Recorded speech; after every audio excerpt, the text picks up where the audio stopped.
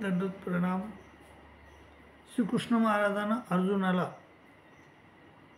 युद्ध करण्यासाठी प्रवृत्त करण्यासाठी साम दाम दंडभेद असे सगळे पर्याय योजले आणि इतकं म्हणले ते की अरे अर्जुना हे हा जो सुर्दम हृदय दौर्बल्यम त्यक्तो तिष्ठ परम क्लेबे मास्मगम पार्थ नाही तो हिपपद्धते सुद्रम हृदय दौर्बल्यम त्यक्तो तिष्ठ परम शंडासारखं वर्तन करू नको आणि तुझ्या हृदयाचं दौर्बल्य पण सोडून दे आणि युद्ध कर.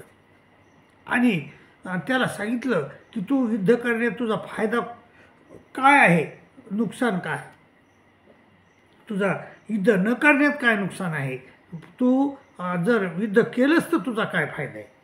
तर हे दोन्ही गोष्टी त्याच्यापुढे ठेवल्या आणि त्याला सांगितलं की अर्जुना तुझी बुद्धी स्थिर कर, एकाग्र कर आणि एकाग्र करून एकच निश्चय कर आणि तो म्हणजे तुला युद्ध करायचं का नाही, करायचं का नाही यापैकी कोणचा एक निश्चय कर.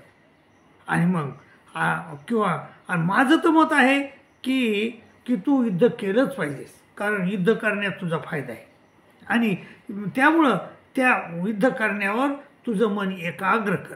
तर ते म्हणला मग देवा एकाग्र मन कर म्हणता तुम्ही, योगस्थ हो म्हणता.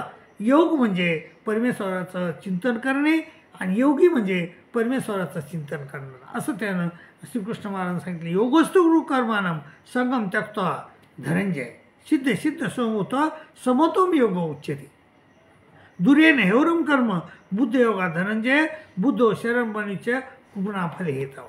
असे अनेक प्रकारे त्याला समजून सांगितलं. ते म्हणला मग मला सांगा जो स्थिर बुद्धी माणूस आहे, जो स्थितप्रज्ञ माणूस आहे तर तो माणूस कसा असतो. श्रीकृष्ण महाराजाला अर्जुनानं गीतेमध्ये अनेक प्रश्न विचारले सर, छोटे छोटे पण ते प्रश्नापैकी पण 11 प्रश्न प्रमुख विचारले त्यांनी. तर त्यापैकी पहिला प्रश्न त्यानं दुसऱ्या अध्यायामध्ये विचारला. ते म्हणतो अर्जुन देवा स्थितप्रज्ञस्य का भाषा समाधिस्तस्य केशव स्थितधिकीम प्रभासित किमासित ऊर्जित किम. तुम्ही मला एकाग्र बुद्धी करा म्हणता तर माझी एकाग्र बुद्धीचा माणूस तो कसा बोलतो, कसा चालतो, कसा वागतो. तर हे मला सांगा. स्थितप्रज्ञस्य का भाषा, तो कशा भाषा बोलतो, कसा बोलतो. का समाधिस्तस्य केशव स्थितधिकीम प्रभासित किमासित ऊर्जित किम.